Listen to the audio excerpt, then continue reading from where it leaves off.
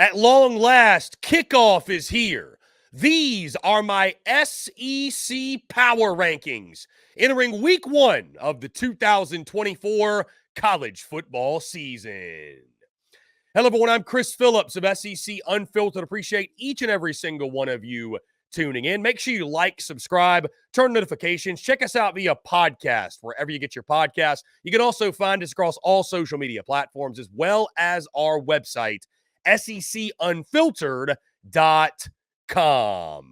We're brought to you by our friends over at RHOBACK. Guys, go to RHOBACK.com. Use promo code SECU for 20% off your first purchase. Again, that's RHOBACK.com, promo code SECU to get 20% off today. The 2024 college football season is finally here, and these are my SEC Power Rankings entering week 1 as we pull up each of my selections. We'll start with number 16. I've got the Vanderbilt Commodores. And guys, before we really get going, by the way, I feel like I need to give some context of how these power rankings are determined, because what you'll notice, my power rankings are much different than my predicted order of finish, which is more so how I view each team when the dust settles at the end of the season. So the power rankings are as such. Who do I think would win on a neutral site? Also, guys, I go with some gut. I'm brave enough to tell you when I make predictions, when I make power rankings, it's me looking at these teams and kind of going with my gut. How do I feel about each of these teams? Are they trending up? Are they trending down? Things I like about the team, things I don't like. But again, for the sake of the conversation, how would you fare on a neutral site and just my overall view of these teams on a week-to-week basis? Because, yes, we are going to be doing this and updating these power rankings on a week-to-week basis. Just felt like I need to get that out of the way. So, either way, going back into it, at number 16, I've got the Vanderbilt Commodores. Not a lot to say here. Diego Pavia and the boys, Clark Lee, got a big challenge on Saturday against the Virginia Tech Hokies. Huge opportunity. I doubt it goes well. And again, Vanderbilt, just a lot of holes in that roster, a lot to prove this season. Number 15, I've got the Mississippi State Bulldogs. Two total returning starters on this football team. I like Blake Shapen and Kelly Yakari, although I'm hearing Kelly Yakari is not even listed on the 2 deep because he's injured and probably not going to play Saturday. Not good if you're a Mississippi State fan. It's all new on offense, all new on defense, brand new DC and Coleman Hutzler. I like Jeff Lebby long-term. Short-term, I think it's going to be a rough year. Mississippi State at number 15. Number 14, I've got the South Carolina Gamecocks. Defense should be much better than last year. I've got my questions about the offense. They're going to lean on the running game heavily. Can South Carolina run the football consistently? You got a young quarterback in Lenora Sellers. Is there enough around him to get a high level of production, the production you're going to need to win ball games? There are more questions than answers for me for South Carolina on the offensive side. And again, guys, defensive side, I think they upgraded in the front seven via the portal, but this defense was supposed to be good last year, and it stunk for 75% of the season. So can Clayton White push the right buttons, get the most out of them defensively? More questions than answers with South Carolina, why I've got them at 14. Number 13, I've got the Arkansas Razorbacks. I like the Talon Green, Bobby Petrino duo. I think they're going to mesh really well. Andrew Armstrong at wide receiver. They'll be better on the offensive line. And then defensively, really like what they have on that side of the ball with Travis Williams and some of the playmakers they brought back. Still, Arkansas with tons of questions. How much better will the offensive line be? Defensively, how do you replace Pooh Paul Jr., right? It's going to be interesting. We're going to learn a lot early about Arkansas, but right now I've got the Hogs at number 13. Number 12, I've got the Auburn Tigers. A lot of Auburn folks have taken issue with this. Show me, Peyton Thorne. Show me. Auburn is the definition of boom or bust in the SEC this year, right? We're not going to learn anything in week 1. They've got Alabama A&M to open up. Nobody upgraded their skill position players, you could argue, more than Auburn. When you talk about what Cam Coleman's going to do, Perry Thompson, Keandre Lambert-Smith, Jarquez Hunter's probably the best running back in the SEC entering the year. And I think defensively they're going to be salty. What are you giving me at quarterback? That's my question with Auburn. Number 11, I got the Florida Gators. And again, this is where I have to remind you, this is not a predicted order of finish thing. It's not about where you think they're going to finish. Because when you talk about that, you're talking about how does the schedule affect them. Roster standpoint, Florida at 11 right now, and they could be higher, guys. Florida's got a really, really good roster. Hell, I've got them beating Miami this weekend. That's how good of a roster I think they have. Graham Mertz at the quarterback position. If Graham Mertz is on Auburn, guys, we're talking about Auburn competing for the college football playoff. That's how good Graham Mertz was last season, right? I like what they've got in the backfield. Montrell Johnson, Trayon Webb. You've got Trey Wilson on the outside, who I think slides right in nicely as their top playmaker. The kid from Arizona State, whose name, Elijah Badger, almost forgot his name. I think he's going to step up and be a nice weapon. I like Boardingham at tight end. And then defensively, I think they will take a step forward. Bringing Ron Robertson, I think, was a huge positive. It's a gauntlet of a schedule. But again, week 1 power rankings, this is a pretty solid roster that Florida's bringing in the 2024 season. At number 10, I've got the Kentucky Wildcats. Speaking of rosters that I think are really good and are really underrated, I think folks are going to learn quickly about Kentucky.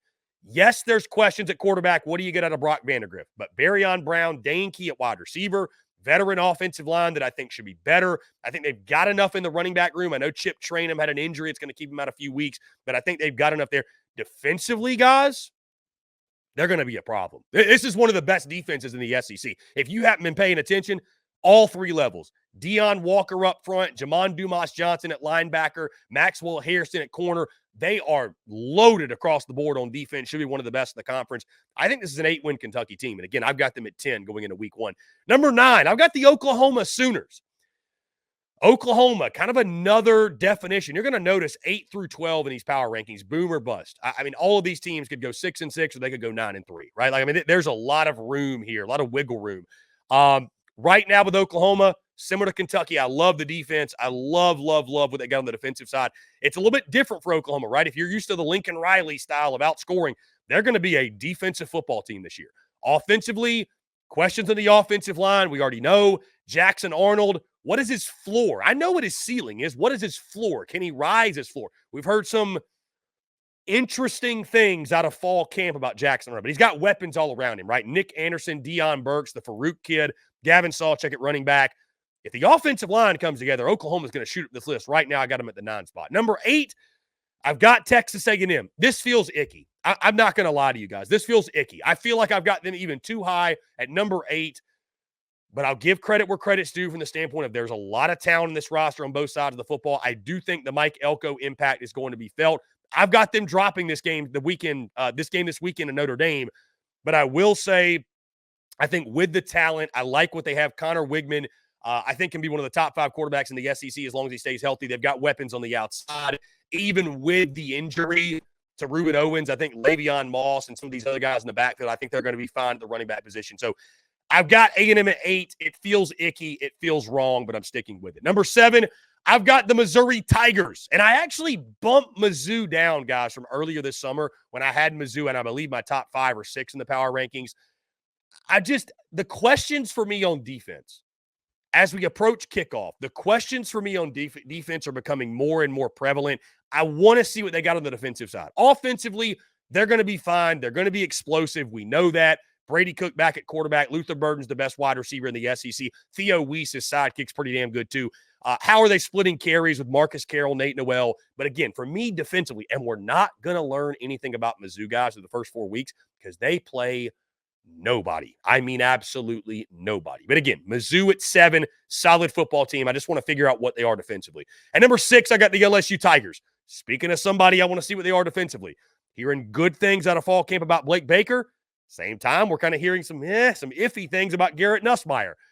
I think offensively, LSU is going to be fine. I think Nuss is going to be good enough. He's not going to be Jaden Daniels. He doesn't have to be Jaden Daniels. They're going to run the football a lot more behind what you could argue is the best offensive line in college football with Will Campbell and Emory Jones leading the way.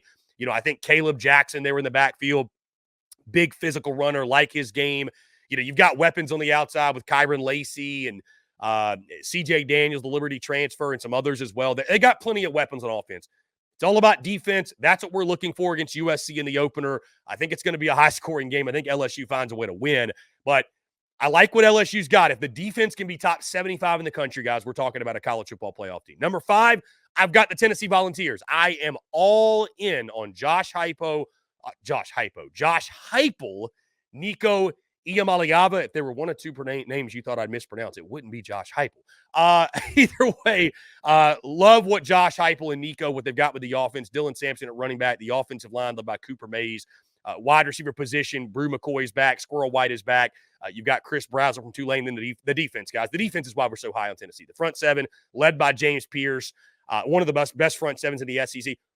What's the secondary look like? That's the big question. What's the secondary look like? But I'm bullish on Tennessee, man. I think they're a playoff team this year. Number 4, I got the Alabama Crimson Tide. Curious to see what it looks like offensively with Jalen Milroe. But this is a team, guys, still loaded with talent. I am not ready to bury Alabama yet. It's all new with Kalen DeBoer. How are Alabama fans? Are they going to kind of feel a little icky winning games 38-35 if you have to? It may not be the whole Nick Saban recipe of dominant defenses, but I still think Bama, again, one of the most talented teams in the country. No, by the way, all Kalen DeBoer does, all he does is win. Why would he do anything different in Tuscaloosa? Number 3, I've got the Texas Longhorns. Hook them. I don't think the injuries at running back, is it concerning? Sure. Losing C.J. Baxter, the freshman running back, you're thin at that position now. I think Blue is good enough to carry the load, but you don't want to go into the season with 3 or 4 scholarship running backs, right? And all the unknowns at that position, especially when you think about they don't have a scholarship running back over, I think, 205 pounds. So who's that guy when you play against Georgia midseason? When you got to lean on somebody, can you do it? We'll find out at that point. But going in the season, the way they reloaded the transfer portal, this is what Steve Sarkisian's been building towards. They've got the right roster to win a championship. Defensively, how do they replace some of those guys in the interior defensive line? Certainly that's the question, but I think Texas, top to bottom, the roster's elite. I've got them in the 3 spot. Number 2, speaking of elite rosters, I've got the Ole Miss Rebels. I mean, another team we're not going to find anything about until like week 5 or 6 of the season because Ole Miss essentially plays a preseason with who they've got lined up, but still don't blame them for how they scheduled. I mean, where do you want to start? The offense is elite. The defense, they've loaded up. I'm so curious to see how the transfer portal pieces mesh early in the season and just get a look at them. But this Ole Miss roster, man, I mean, they've essentially assembled an all-star team down there in Oxford. I think it's going to pay off big dividends. And number 1, guys, the Georgia Bulldogs. I mean, this goes without saying. The best roster, the best coach, the best team in the SEC, at least going into the season. Got a feeling Georgia's going to be hanging out in this one spot for quite a while throughout this season. But find the weakness, find the hole. I mean, listen, Kirby Smart is kind of nitpicking, saying that interior defensive line could be a problem. We don't know if Shmael Mundin or Trevor Etienne's going to play week 1 against Clemson. Doesn't really matter. I doubt it. But, I think it's, guys, who's suspended and who isn't. When that's the top storyline, you're in a pretty good spot because it means everything else is pretty much buttoned up and ready to go. So Georgia across the board, again, best team, best coach. They're number 1 in our SEC power rankings. So, guys, when you look at my SEC power rankings, 1 through 16, and you rank them, where do you agree? Where do you disagree? How would you power rank the teams of the SEC entering week 1 of the 2024 college football season? Guys, that's going to do all for me. Appreciate each and every single one of you tuning in. Make sure you like, subscribe, turn notifications. Check us out via podcast, wherever you get those as well. Make sure you check us out across all social media platforms, as well as our website, SECUnfiltered.com. Until next time, guys, I'm Chris Phillips of SEC Unfiltered. Appreciate each and every single one of you tuning in, and we'll catch you on the other side.